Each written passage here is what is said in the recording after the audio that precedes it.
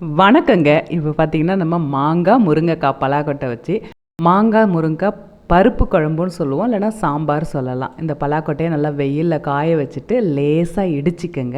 இல்லை விருப்பப்படுறவங்க 2ஆக கட் பண்ணி கூட நீங்கள் எடுத்துக்கோங்க. இப்போ இது எல்லாத்தையும் தோல் எடுத்துட்டு நம்ம குக்கரில் வச்சு ஒரு விசில் விட போகிறோம். எப்பயும் செய்கிற சாம்பாரை விட இந்த சாம்பார் டேஸ்ட்டு சூப்பராக இருக்குங்க. இப்போ இந்த பலாக்கொட்டையில் உப்பு சேர்க்காம ஒரே ஒரு விசில் விட்டு ஒரு அரை வேக்காடு அளவு வேக வச்சு எடுத்துக்கலாம்.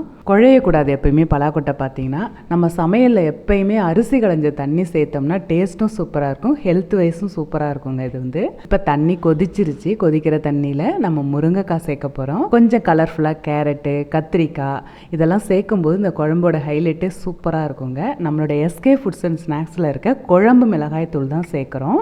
இப்போ இது எல்லாமே நல்லா ஒரு அரை வேக்காடு அளவு வெந்துருச்சுங்க. நம்ம வேக வச்சு வச்சுருக்க பலாக்கொட்டையை கொஞ்சம் தண்ணியோடவே சேர்த்துக்க போகிறோம். கூடவே துவரம்பருப்பு விளக்கெண்ணெய், மஞ்சத்தூள் இதெல்லாம் போட்டு வேக வச்சு வச்சுருக்கோங்க. பெருங்காயம் சேர்த்து இதையும் சேர்த்துட்டு தேவையான அளவு உப்பு சேர்த்துக்கலாம். இது எல்லாத்தையும் நல்லா கலந்து விட்டுட்டு நம்ம மாங்காய் தேவையான அளவு மாங்காய் சேர்த்துக்கோங்க. எவ்வளோ உங்களுக்கு மாங்காய் தேவையோ அந்த அளவு மாங்காய் சேர்த்துக்கோங்க. இடித்து வச்சுருக்க சின்ன வெங்காயம், இதில் தக்காளி, பச்சை மிளகாய், கருவேப்பிலை, மல்லி இதெல்லாம் எந்த வாசனையும் இருக்கக்கூடாதுங்க.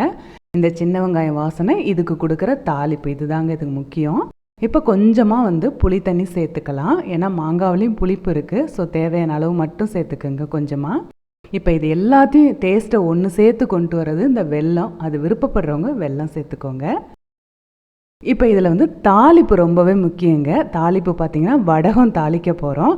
நம்ம எஸ்கே ஃபுட்ஸ் அண்ட் ஸ்நாக்ஸில் பார்த்திங்கன்னா வடகம், வத்தல் எல்லாமே நியூ ஸ்டாக்கு ரெடி ஆகிடுச்சு. தேவைப்படுறவங்க ஸ்க்ரீனில் தெரிகிற நம்பரில் கான்டாக்ட் பண்ணிக்கோங்க. இப்போ இந்த வடகத்தை தாளித்து இந்த குழம்பு 10 நிமிஷம் முன்னாடியே இறக்கிடுங்க. ஏன்னா மண் சட்டியில் வைக்கும்போது அதிகமான நேரம் வேக தேவையில்லை.